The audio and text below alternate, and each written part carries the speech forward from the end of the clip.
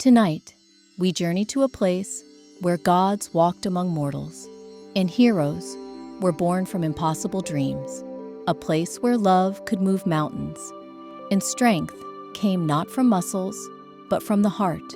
Close your eyes and let yourself drift into ancient Greece, where marble columns reached toward starlit skies and the scent of olive groves carried on warm Mediterranean breezes.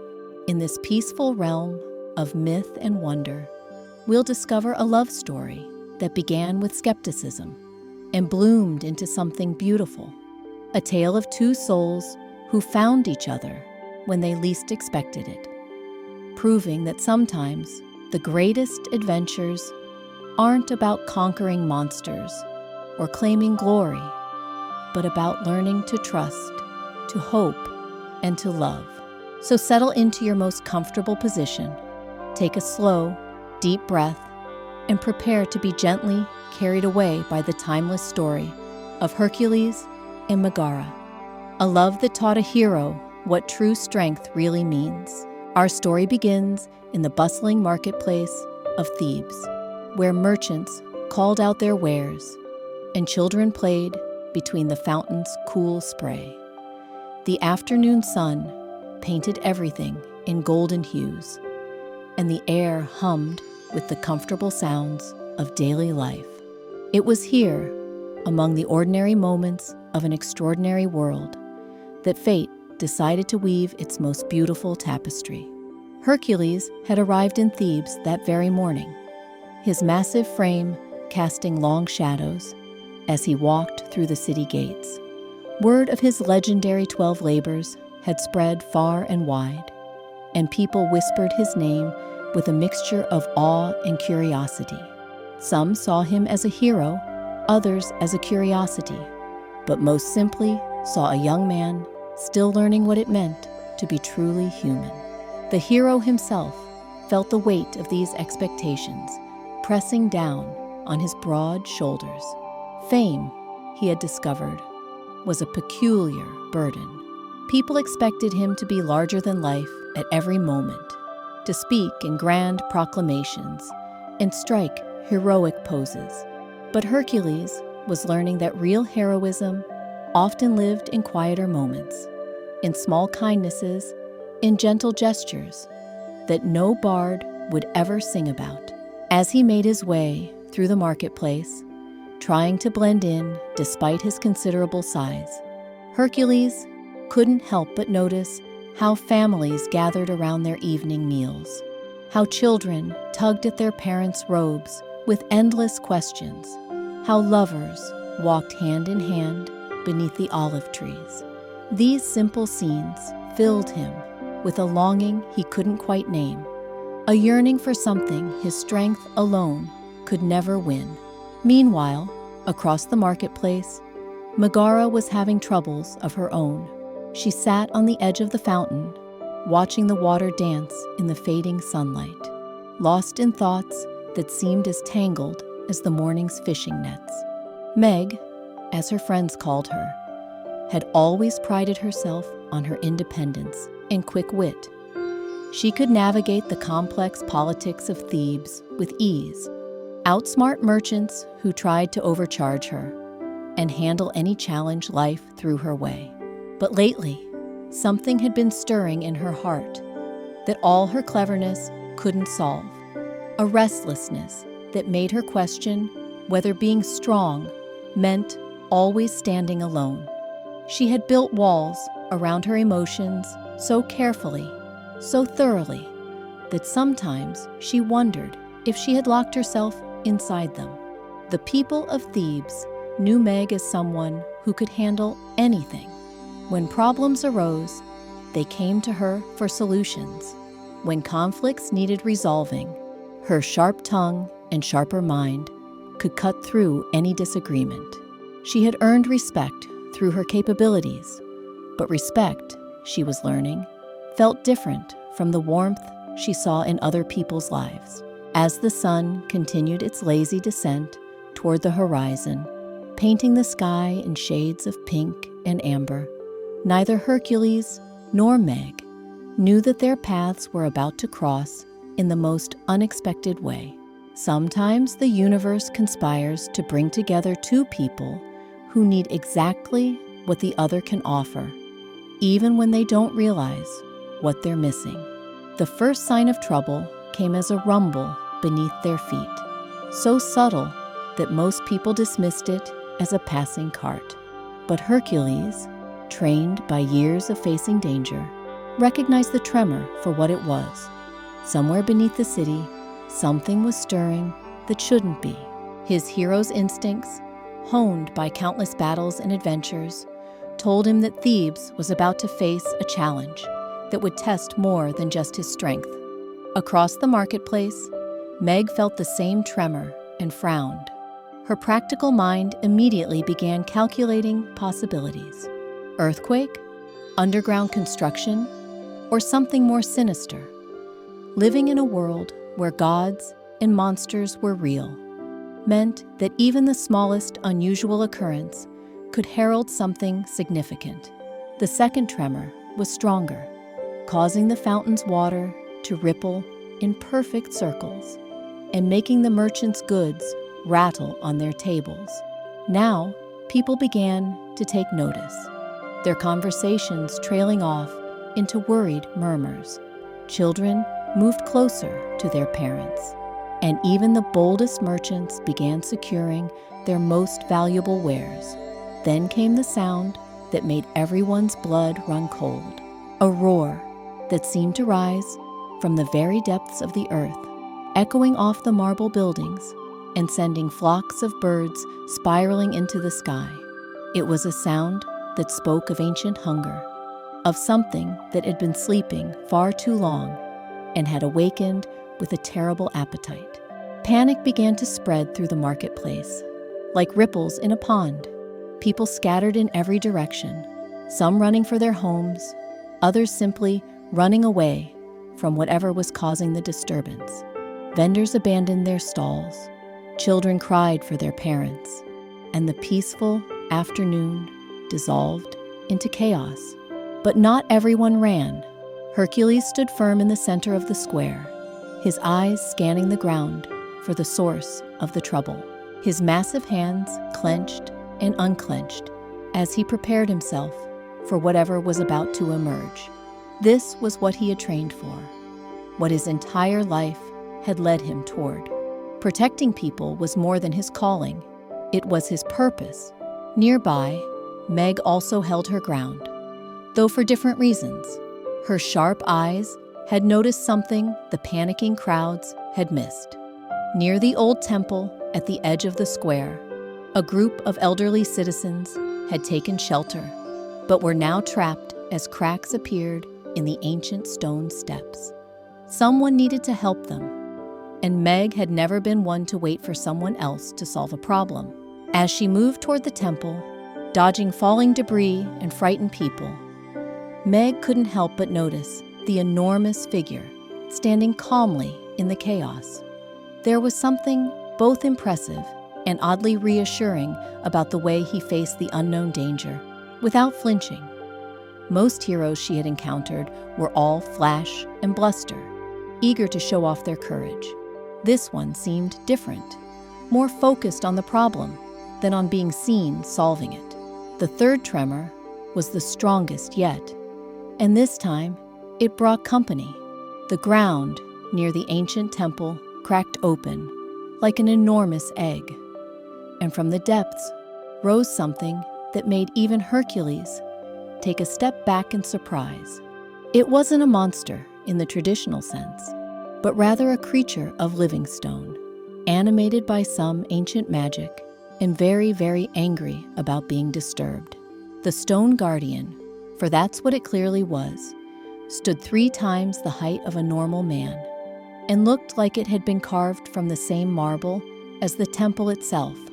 Its eyes glowed with an inner fire, and its movements, though slow, carried the weight of centuries.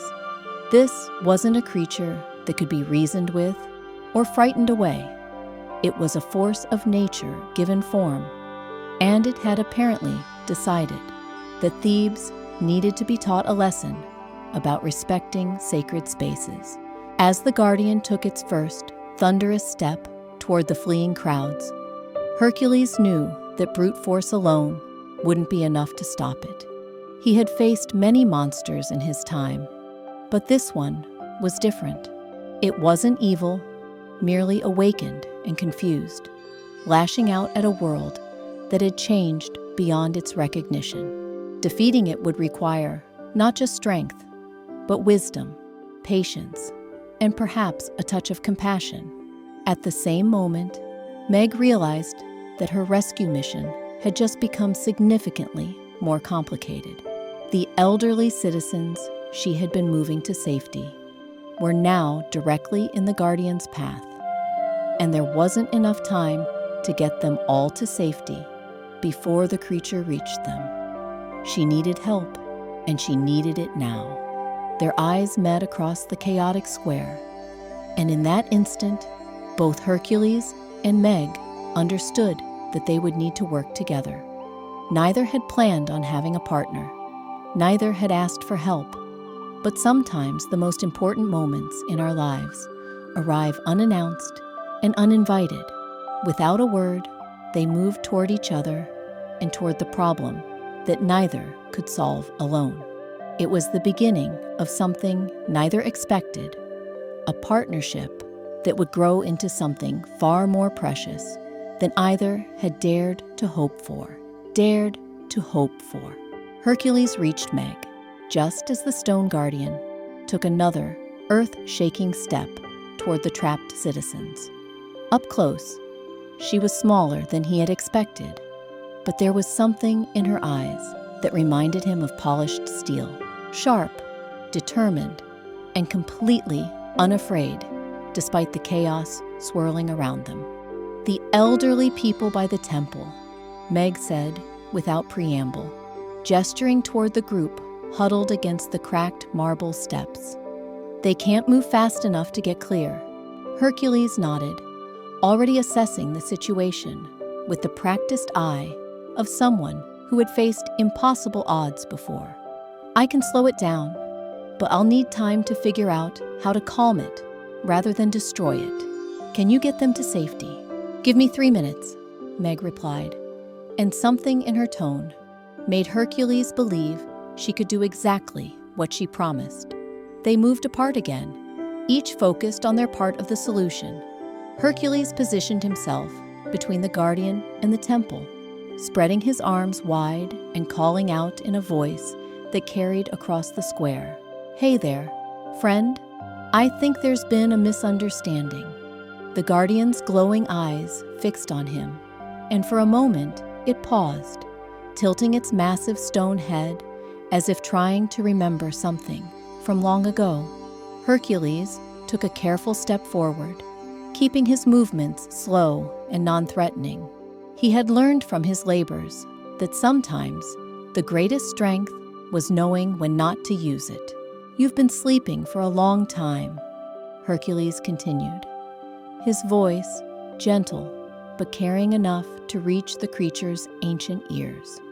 "The world has changed while you rested. These people aren't invaders or tomb robbers.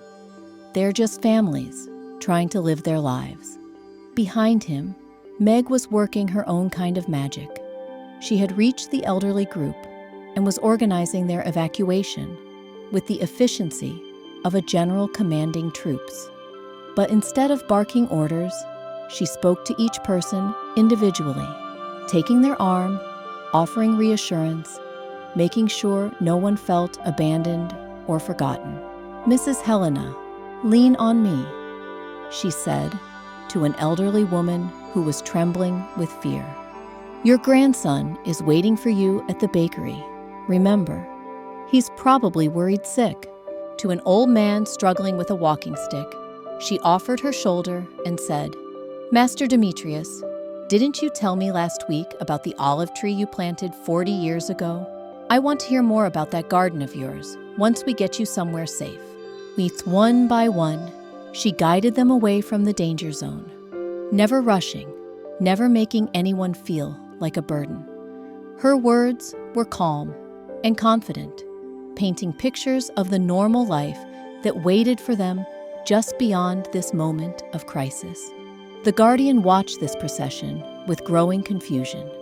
Its ancient programming told it to protect the sacred spaces, to drive away those who would disturb the old ways.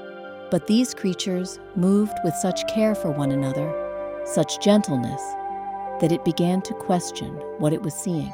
Hercules noticed the change in the Guardian's posture and pressed his advantage. "They're not so different from the people you were created to protect," he said, taking another careful step forward. "They build homes and raise children and care for their elders. They tend gardens and tell stories and try to leave the world a little better than they found it."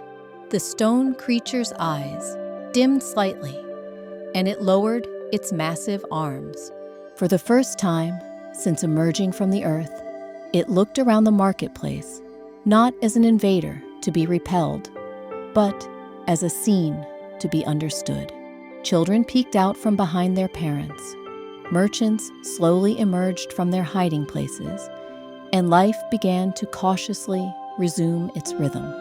"The temple will always be here," Hercules continued, his voice now barely above a conversational level. "Sacred places don't lose their power when people live nearby. Sometimes they become more sacred because they're part of a living community." Meg had successfully moved all the elderly citizens to safety and now stood at the edge of the square, watching this unprecedented negotiation between hero and guardian. She had expected Hercules to solve the problem with brute force, the way most heroes would. Instead, she was witnessing something she had never seen before: strength used not to dominate, but to understand. The Guardian took one final look around the marketplace, then slowly, deliberately, began to sink back into the earth from which it had risen. But before it disappeared completely, it turned its glowing gaze on Hercules and gave what might have been a nod of approval. The message was clear: the sacred spaces would remain protected, but not through fear or isolation. As the cracks in the ground sealed themselves and the last tremors faded away, an unusual quiet settled over the marketplace. People began to emerge from their hiding places, looking around in amazement that the crisis had ended without violence or destruction. Hercules stood in the center of the square, looking slightly surprised by his own success. He had always been taught that heroes conquered their challenges, but this felt different. This felt like he had found a solution rather than imposed one. Meg approached him slowly, studying this unusual hero with new interest.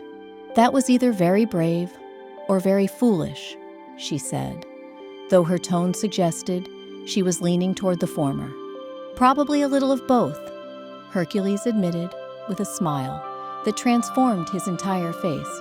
Without the weight of impending battle, he looked younger, more approachable. "I've been learning that sometimes the hardest fights are the ones you don't have. And sometimes the smartest victories are the ones where nobody loses," Meg added, surprised to find herself agreeing with a hero. In her experience, heroes tended to see the world in simple terms of good and evil, victory and defeat. This one seemed to understand that real life was painted in more subtle shades. They stood together in comfortable silence for a moment, watching as the marketplace slowly returned to normal. Vendors began setting up their overturned stalls. Children resumed their games around the fountain, and the elderly citizens Meg had rescued were surrounded by worried family members. "Thank you," Hercules said eventually. "I couldn't have done that without your help. You got those people to safety like it was the most natural thing in the world." Meg felt an unexpected warmth at the compliment. "You're the one who talked a stone guardian back to sleep. That's not exactly a skill they teach in the Agora." "Maybe not," Hercules agreed, "but caring about people the way you do, making them feel safe and valued. That's not something you can learn from any teacher. That comes from who you are. Something in his tone made Meg look at him more carefully. There was no false charm in his words, no practiced smoothness of someone trying to impress her. He seemed genuinely moved by her actions, as if kindness was something rare and precious in his world. Most heroes I've met are more interested in the glory than the people they're supposed to be saving, she said, testing the waters of this conversation. Most heroes I've met aren't very happy, Hercules replied quietly. All that glory doesn't keep you warm at night or give you someone to share your thoughts with. I'm starting to think I've been measuring success all wrong. The honesty in his voice caught Meg off guard. She had built her defenses against smooth-talking charmers and arrogant warriors, but she had no protection against simple, genuine truth. This hero, this famous son of Zeus, sounded lonely in a way that resonated with something deep in her own heart. As the sun continued its descent toward the horizon, painting the marketplace in ever deeper shades of gold and amber, neither Hercules nor Meg was eager to end this unexpected encounter. They had started the afternoon as strangers and had somehow become partners in solving a crisis that neither could have handled alone. The realization hung between them like a bridge neither was quite ready to cross, but both could see clearly.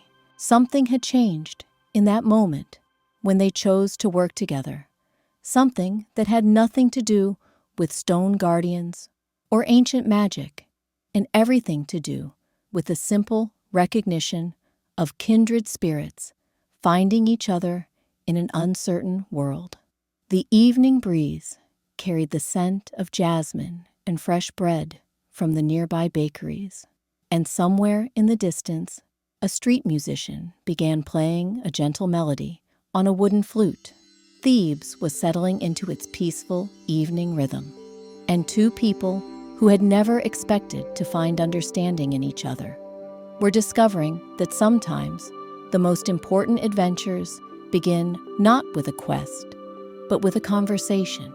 The marketplace was beginning to empty as families headed home for their evening meals, but Hercules and Meg found themselves walking slowly together, neither quite ready to part ways.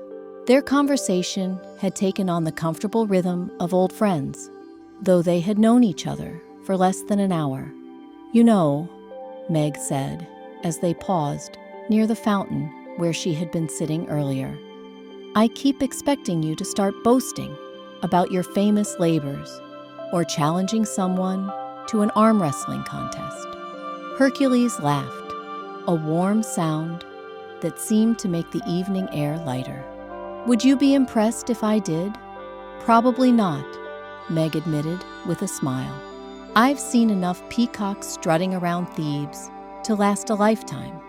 But this, what you did today, actually listening to that guardian instead of just hitting it with something heavy, that was impressive. I used to think strength was about how much weight I could lift or how many monsters I could defeat," Hercules said, settling down on the fountain's edge beside her. "But every time I solved a problem with my fists, it felt like something was missing. Like I was winning battles, but losing something more important." Meg studied his profile in the golden light. There was something almost vulnerable about this confession, as if he was sharing thoughts he had never spoken aloud before. "What changed your mind?" "Meeting people," Hercules said simply. "Real people with real lives and real problems that couldn't be solved by breaking things. I started realizing that the strongest people I knew weren't the ones with the biggest muscles. They were the ones who could make others feel safe, who could bring hope to impossible situations, who could see solutions where everyone else saw only problems." The way he said it made Meg's heart skip slightly. She had spent so long protecting herself from disappointment that she had almost forgotten what it felt like to meet someone who genuinely seemed to understand the world the way she did. "That's a dangerous way of thinking for a hero," she said lightly, trying to keep her tone casual. "People might start expecting you to actually care about them. Maybe that wouldn't be such a terrible thing," Hercules replied. And when their eyes met, Meg felt something shift inside her chest, like a door opening after being locked for years. They sat in comfortable silence for a while, watching the last of the merchants pack up their goods and the fountain's water catch the fading light. Around them, Thebes was transforming from a bustling city into a peaceful evening tableau of warm windows and distant laughter. "Can I ask you something?" Hercules said eventually. "You can ask," Meg replied with a slight smile. "I reserve the right not to answer." "Fair enough," he said, returning her smile. "Why did you stay? When everyone else was running from the Guardian, you stayed to help those people. You could have been hurt." Meg was quiet for a long moment, considering her answer. It was a question she had been asking herself, actually. "I suppose I've never been very good at running away from problems," she said finally. "And those people, they reminded me of my grandmother. She used to sit by that same temple every morning, feeding the pigeons and telling stories to anyone who would listen. I couldn't just leave them." "You miss her," Hercules observed gently. "Every day," Meg admitted, surprised by how easily the words came. She rarely talked about her grandmother, rarely let anyone see that softer side of her memories. "She used to tell me that the measure of a person wasn't what they accomplished, but how they treated people who couldn't do anything for them in return. She sounds like she was very wise." "She was," Meg said softly. "She also used to say that the right person would see past all the walls I built and understand why I built them in the first place." The words hung in the air between them, more revealing than Meg had intended. She felt heat rise in her cheeks and looked away, suddenly aware that she had shared more with this stranger than she had with friends she had known for years. But Hercules didn't seem to find her confession strange or uncomfortable. Instead, he was quiet for a moment, as if giving her words the consideration they deserved. "Walls can be good things," he said finally. "They keep out the people who would hurt you. But sometimes they can keep out the good things too." "Speaking from experience?" Meg asked, glancing back at him. "More than I'd like to admit," Hercules said with a rueful smile. "Being the son of Zeus comes with certain expectations. People either want to use you for your strength, or they're intimidated by who your father is. After a while, you start to wonder if anyone will ever just like you for yourself." Meg felt something inside her chest tighten with unexpected sympathy.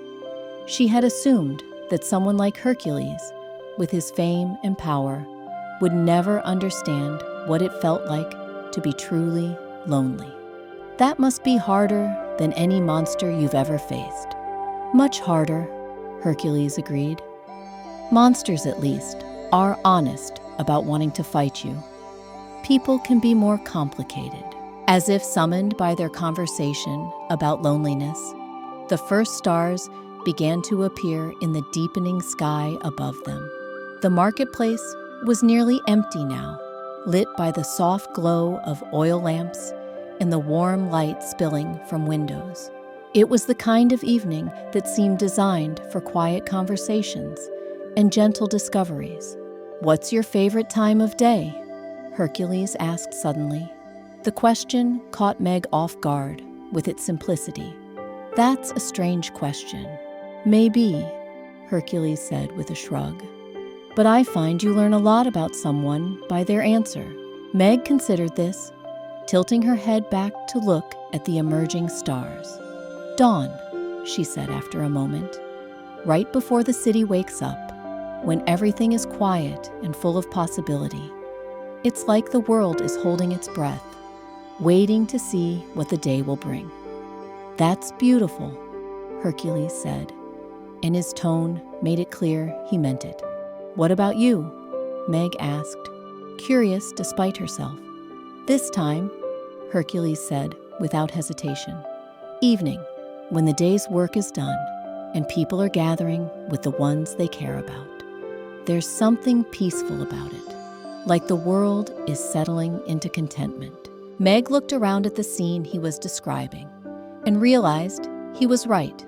Through the windows of nearby homes, she could see families sharing their evening meals, hear the soft murmur of conversation and occasional laughter. It was peaceful, but it was also something she had always observed from the outside. "Do you ever wonder what that's like?" she found herself asking. "Having people to go home to at the end of the day, every evening," Hercules admitted quietly. "I've spent so many nights in strange places, solving other people's problems, that sometimes I forget what it would feel like to have somewhere that was truly home." There was something in his voice that made Meg's heart ache with recognition. They were both strong, capable people who had learned to stand alone. But sitting here together in the gathering dusk, that strength felt less like armor and more like a burden they could finally set down. "Maybe that's why we're both so good at helping other people," Meg said thoughtfully. "We know what it's like to need someone and not have them." "Maybe," Hercules agreed. "Or maybe we're both looking for the same thing and just haven't admitted it yet." The words created a moment of perfect stillness between them, heavy with possibility and hope and the kind of fragile honesty that only comes when two people recognize something essential in each other. Meg felt her carefully constructed defenses wavering, not because Hercules was trying to tear them down, but because, for the first time in years, she was considering lowering them herself.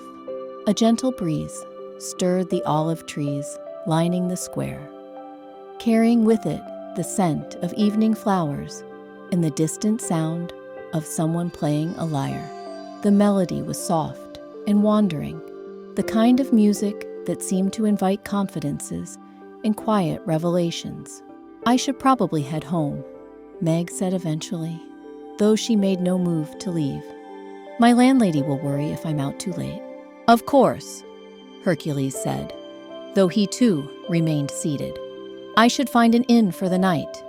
They continued sitting there, neither wanting to be the first to break the spell of this unexpected evening. Around them, Thebes continued its gentle transition into night, but the two of them seemed suspended in their own peaceful bubble of connection and possibility. "Hercules?" Meg said softly. "Yes, thank you. For today, I mean. For showing me that not all heroes are the same. Thank you for showing me that strength isn't always about standing alone," he replied. When they finally stood to leave, they did so reluctantly, like children being called in from play. They walked together toward the edge of the marketplace, their steps slow and measured, stretching out these final moments of shared company. At the corner where their paths would diverge, they paused again. The night air was warm and sweet, filled with the promise of dreams and the hope of tomorrow's possibilities. "Will you be staying in Thebes long?" Meg asked, trying to keep her tone casual. "I'm not sure," Hercules admitted. "I don't have anywhere else I need to be right now." "The city could use someone like you," Meg said carefully. "Someone who solves problems instead of just creating new ones." "And it could use someone like you too," Hercules replied. "Someone who reminds heroes why their work matters in the first place." They looked at each other in the soft lamplight, both aware that they were standing at the beginning of something neither quite understood yet. The evening had started with danger and chaos, but it was ending with connection and hope. The kind of gentle magic that happens when two people discover they might not have to face the world alone after all. I'll be at the marketplace tomorrow morning, Meg said softly, the words escaping before she could stop them. I usually help Mrs. Helena with her herb stall on market days. The herb stall, Hercules repeated, as if committing this precious information to memory. I might need some advice about which herbs help with, well, sleeping peacefully. Meg smiled at this gentle excuse. I'm sure we could find something suitable for that. They parted ways, reluctantly, each glancing back once as they walked toward their separate destinations. The night embraced them both with gentle warmth, carrying the promise of tomorrow's reunion like a secret shared between old friends. That night, as Meg settled into her small apartment above the pottery shop, she found herself staring out her window at the stars scattered across the velvet sky. Sleep seemed distant, not because she was restless, but because the day had filled her with a strange, wonderful energy that made her want to savor every moment. She replayed the afternoon's events in her mind, not the dramatic encounter with the stone guardian, but the quieter moments afterward, the way Hercules had listened when she spoke about her grandmother, the genuine surprise in his eyes when she complimented his gentleness rather than his strength, the comfortable silence they had shared by the fountain, as natural as breathing.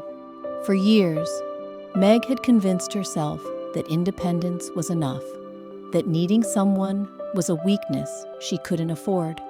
But sitting beside Hercules, she had felt something she had almost forgotten existed: the simple pleasure of being truly seen and understood by another person.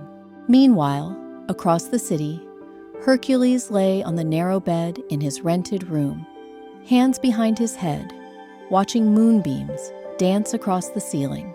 He had faced hydras and lions, completed impossible tasks, and earned the praise of gods.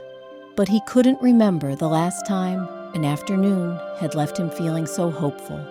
There had been something magical about watching Meg work with those frightened people.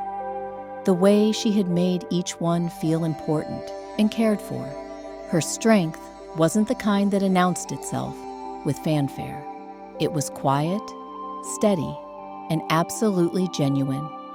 The kind of strength that made other people stronger just by being near it. He thought about her question regarding favorite times of day and realized that evening had become even more appealing now that he had someone specific to think about during those peaceful hours. The idea of sharing those golden moments with someone who understood both their beauty and their loneliness filled him with a warmth no fire could match. Both Meg and Hercules drifted toward sleep, thinking the same thought. Tomorrow couldn't come quickly enough. The next morning arrived painted in shades of rose and gold, exactly the kind of dawn Meg loved most. She woke before the city stirred, as was her habit, and spent a few extra moments preparing for the day. Not because she wanted to impress anyone, she told herself, but simply because the morning felt special and deserved to be met with care. She chose a simple blue dress that brought out the color of her eyes and braided her hair with ribbons the color of summer sky. As she walked through the quiet streets toward the marketplace, she noticed things she usually missed. The way morning light made the marble columns glow like pearls, the sweet scent of bread baking in the early bakeries, the gentle cooing of doves nesting in the temple eaves. Thebes was waking up slowly, stretching into consciousness like a contented cat. Early merchants were setting up their stalls, greeting each other with the easy familiarity of people who shared the same rhythms of daily life. Children helped their parents arrange goods for display, their laughter mixing with the splash of fountain water and the distant bleating of goats being led to pasture. When Meg reached Mrs. Helena's herb stall, she found the elderly woman already arranging bundles of lavender and mint with practiced efficiency. Helena had been running this stall for 40 years and knew the medicinal properties of every plant that grew in the surrounding hills. "You're glowing this morning, child," Helena observed, with the sharp eyes of someone who had watched generations of young people navigate the mysteries of the heart. "Did something interesting happen yesterday?" Meg felt heat rise in her cheeks. "Just helped some people during that commotion with the stone guardian. Nothing remarkable." Helena said with a knowing smile, continuing to arrange her herbs.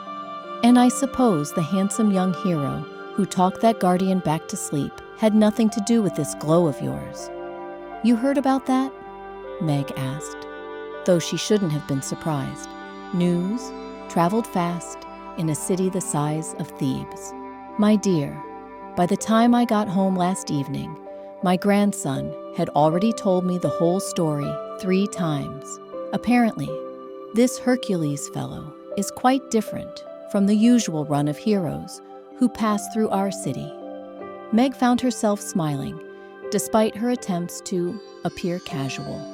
"He was certainly unexpected. The best ones usually are," Helena said warmly. "Now, help me arrange these chamomile bundles. I have a feeling we're going to have an interesting customer this morning." As if summoned by her words, Hercules appeared at the edge of the marketplace. Even from a distance, Meg could see him scanning the various stalls, clearly looking for something specific. When his eyes found hers across the busy square, his entire face lit up with a smile that made her heart skip like a stone across water. He made his way through the morning crowd with surprising grace for someone of his size, nodding politely to merchants and stepping carefully around children who stared up at him with wide, curious eyes. By the time he reached the herb stall, Meg had managed to compose herself into something resembling casual friendliness. "Good morning," Hercules said, and even those simple words seemed to carry extra warmth. "I was hoping you might help me with that sleeping remedy we discussed." "Of course," Meg replied, proud of how steady her voice sounded. "Mrs. Helena, this is Hercules. Hercules, this is Mrs. Helena, who knows more about herbs than anyone in Thebes." Helena studied Hercules with the same careful attention she gave to her medicinal plants.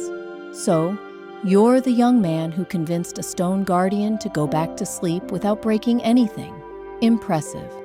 "I had excellent help," Hercules said, glancing at Meg with obvious appreciation.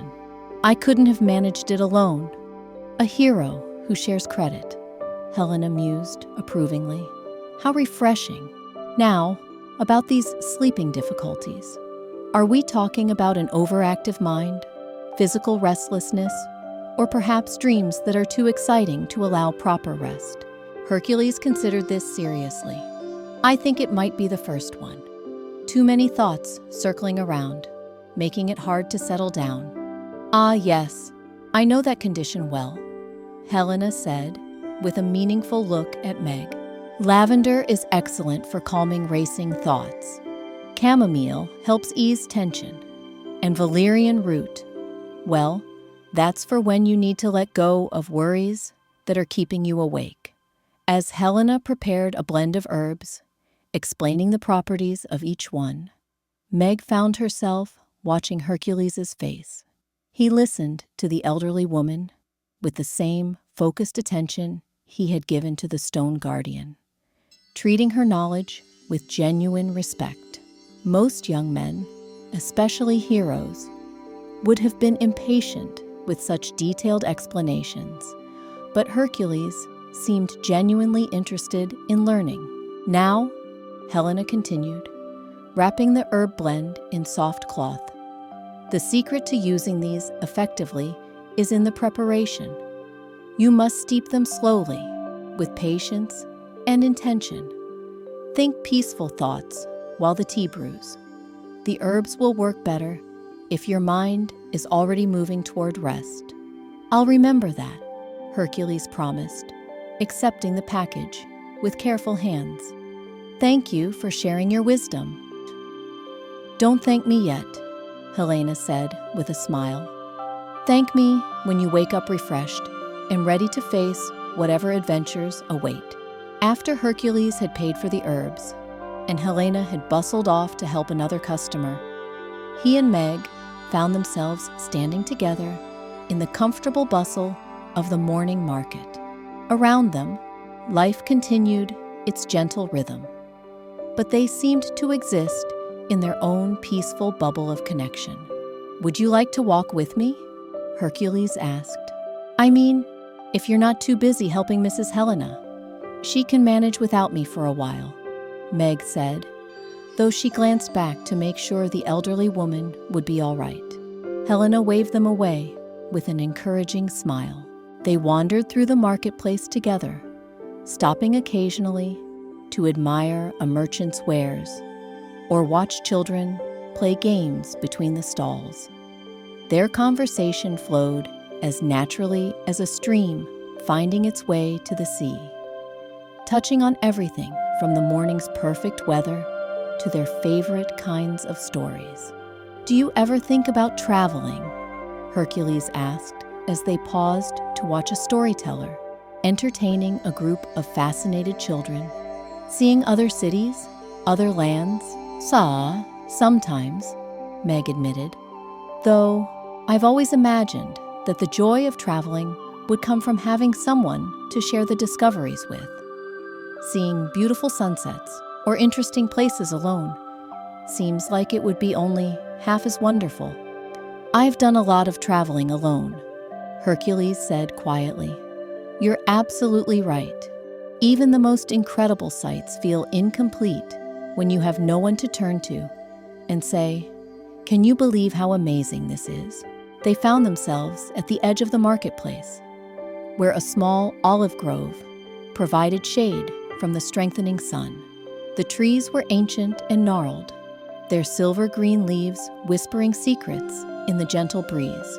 Someone had placed a simple wooden bench beneath the largest tree, and without discussion, they settled there together. Meg, Hercules said, after they had sat in comfortable silence for a few minutes, I hope this doesn't sound presumptuous, but would you like to have dinner with me this evening? I mean, a proper dinner, not just sharing space during a crisis. Meg felt her heart begin to race, but not with anxiety, with anticipation. I'd like that very much. There's a small tavern near the river, Hercules continued, encouraged by her response.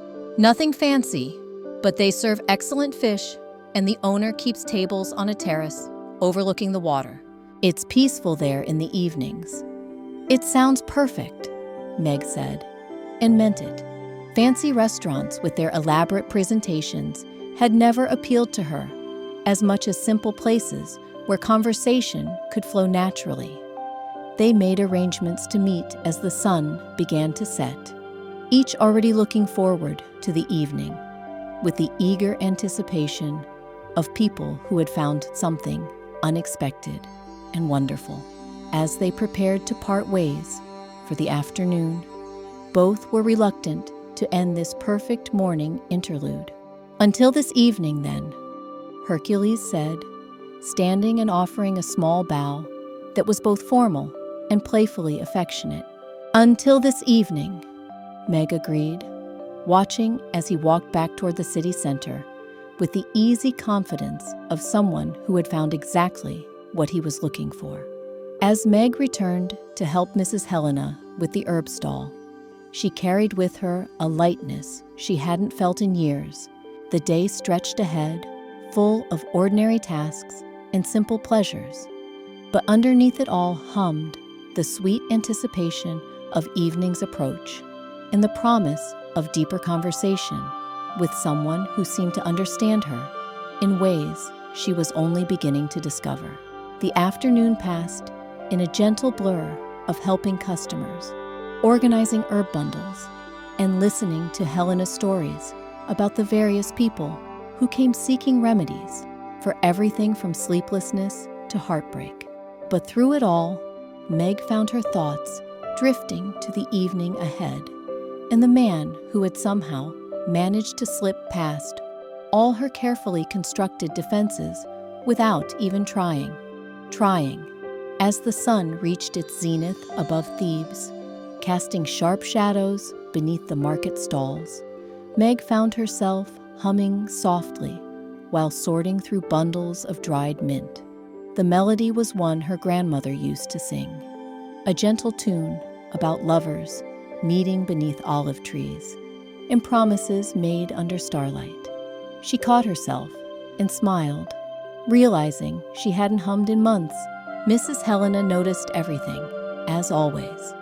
"That's a beautiful song, dear. I haven't heard it in years. Your grandmother taught you that one, didn't she?" "She did," Meg replied, running her fingers over the fragrant leaves. She used to say music made even the simplest work feel like dancing. "Wise woman," Helena observed, then added, with a twinkle in her eye, "I suspect she would approve of your young hero." Meg felt warmth bloom in her cheeks. "What makes you think she would have liked him?" "Because," Helena said, carefully arranging a display of healing salves, "your grandmother always said the best people were the ones who listened more than they spoke, who solved problems with their hearts as much as their hands. From what I observed this morning, your Hercules fits that description perfectly." And so, as the stars began to twinkle above ancient Thebes, and the gentle breeze carried the scent of jasmine through the olive groves, our story finds its peaceful rhythm. Hercules and Megara had discovered something more precious than any treasure, more powerful than any magic. They had found each other, two souls who learned that true strength comes not from standing alone, but from choosing to trust, to hope, and to love. Let their gentle story carry you into your own dreams tonight, where heroes and heroines dance beneath starlit skies, and love always finds a way. Sweet dreams.